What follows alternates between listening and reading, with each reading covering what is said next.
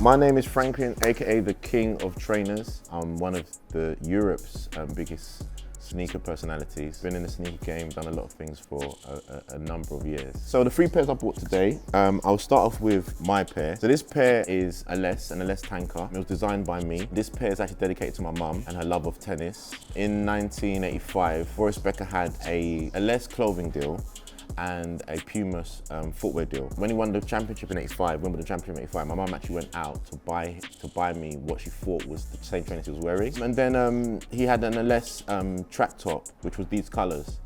And I got invited down by LS to design a pair of the tankers because they were re-releasing it. And I'd done them this colorway. And what happened, it was supposed to be just a limited edition for like friends and family. And it caused so much noise online. They had more interaction than they've ever had before. They said we have to give you your own collaboration. So that's kind of how this came about. So the 95s, 95s are, a London staple trainer. This particular pair are the size 20th anniversary pair. These are like my favorite trainers at the moment. I wear them all the time. And what they symbolize is 20 years of size collaborations, and each kind of stripe is a colorway from one of their collaborations they've done over the years. So they've taken literally 20 years of shoes and just put it into kind of one. Yeah, I'm wearing Air Max 1, the Limeades. These came out prior and they're part of like the Nike Powerwall collection. These are just, Air Max 1. Everyone likes the Air Max 1, and these are clean and sharp, and they go with the outfit as well, so.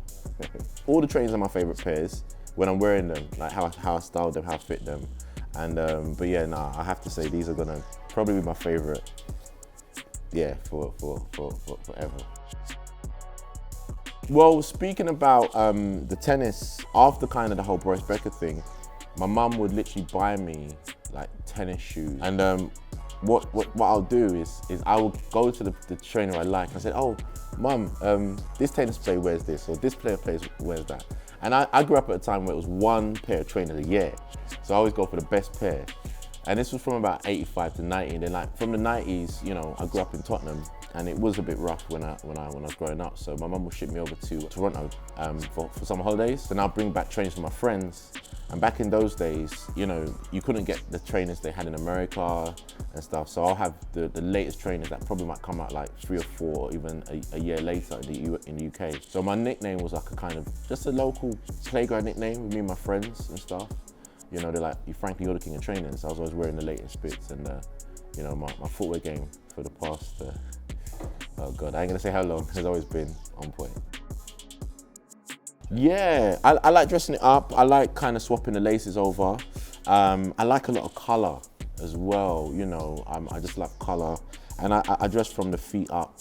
So I think, okay, what trainers I want to wear, and then I kind of dress from the feet up and see, So for me, the color the better. I mean, I do have a lot of black trainers, but I just love color, like just switching it up, making people kind of, like, especially when I wear these, people like, oh, you got 2 odd shoes on and stuff. And I'm like, nah, this is actually, it's symbolic, but I like just making people like look and be like, what is he wearing, or what?